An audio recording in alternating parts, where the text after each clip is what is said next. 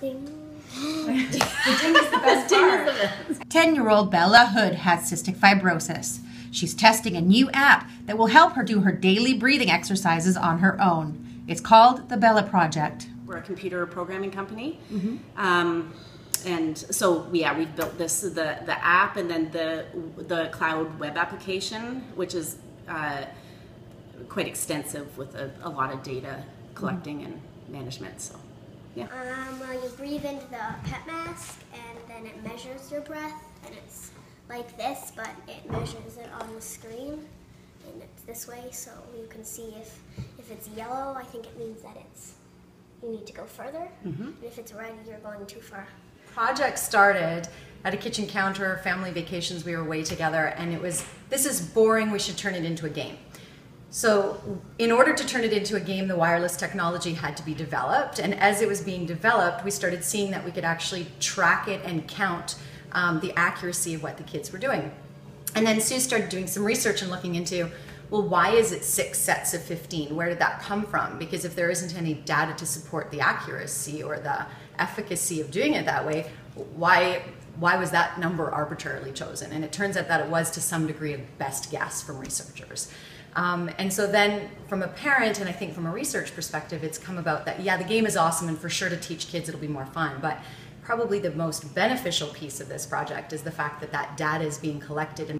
Meanwhile, gamers at SFU are developing a virtual reality game that will help cancer kids cope with pain. So human brain can only multitask so many things. So like right now I'm sitting on the sofa talking to you, hearing other things. But then there's only so much I can hear until like it got all crowded and I can't hear anything anymore. So the same idea. So in hospital, it's usually boring, it's white, it's quiet. But then we want to give them this, we want to get them into this world where it's like a complete opposite. It's colorful. There's animals that interact with you. You can do things. It's not so boring anymore.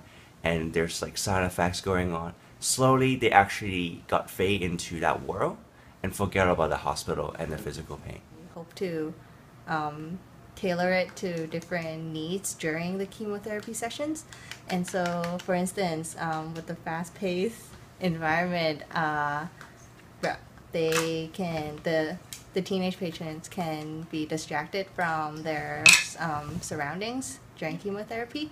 So then, like maybe when there's a needle coming in, like then they won't really feel it because they're distracted and paying more attention inside the game and like trying to grow carrots? Well, there are two major paradigms that we operate under.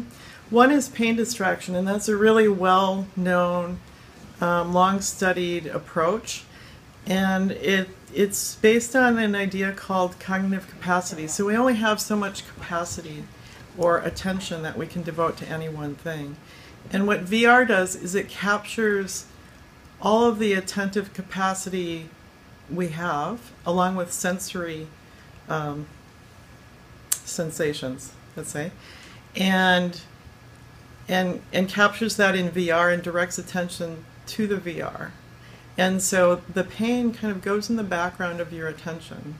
So it reduces pain in that way, but it's such a strong sense that in some studies patients need half the opioids that they normally need.